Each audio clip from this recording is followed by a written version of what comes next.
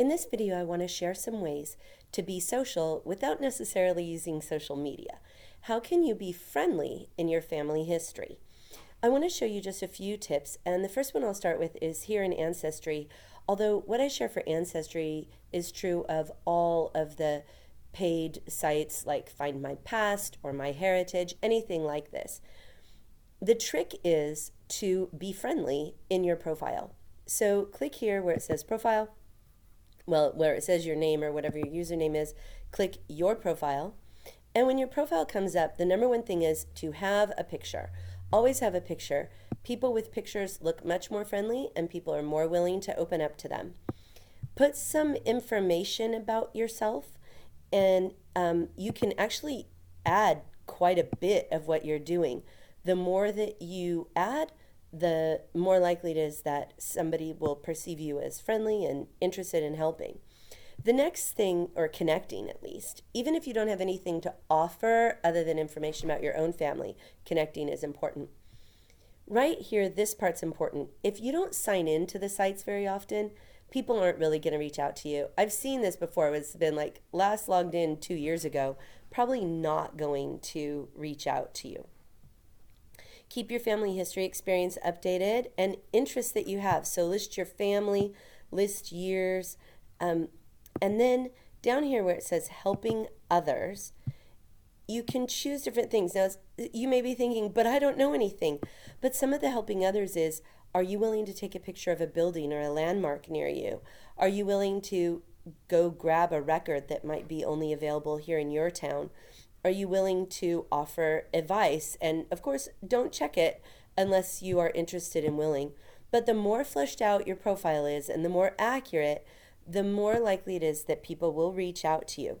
Now, when people do, and you'll be able to tell that they do because you'll have a little message here at this icon, reach back. If people take the time to message you, try to message back. It can really lead to some interesting things. I want to show you an example of that.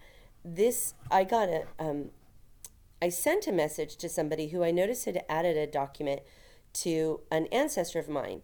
And the person explained, I'm not even related, but I added this document. It led to not only information about one of my direct ancestors, but also he gave me a tip on where to find more information there. So that can be handy. I actually found in this one, in this message, I had found a person who had posted something, and I contacted her, and it turned out she was my second cousin. Through this message, I found her sister, my other second cousin, and we've become not only connected through family history, but also good personal friends. The next tip I have is for family search. In family search, there is this collaborate.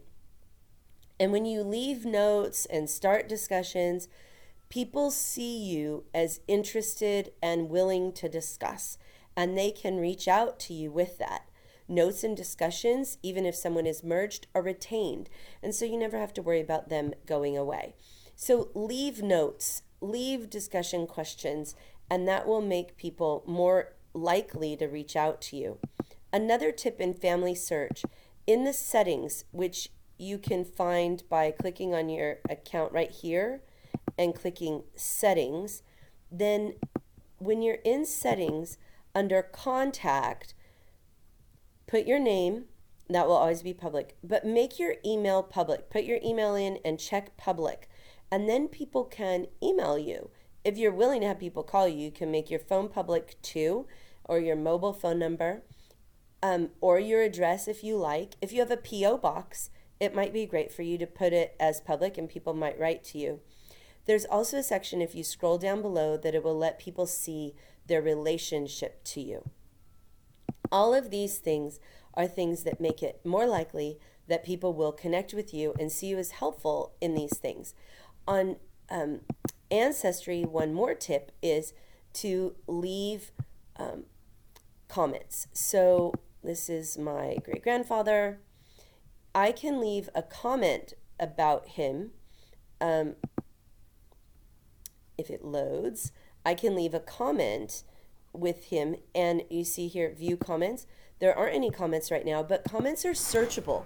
So the Ancestry algorithm searches comments. So if I type his name or I type a piece of information, other people who are looking for him might see that. Now, in Ancestry, comments are public and notes are private. So if you're trying to connect with people, don't type something in notes. Nobody will see it but you.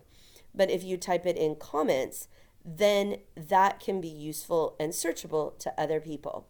Staying connected is a huge part of getting information in family history, in building a more robust and accurate tree, and in making it more fun. I hope these tips have helped you see that you don't actually have to be on social media to be social in family history.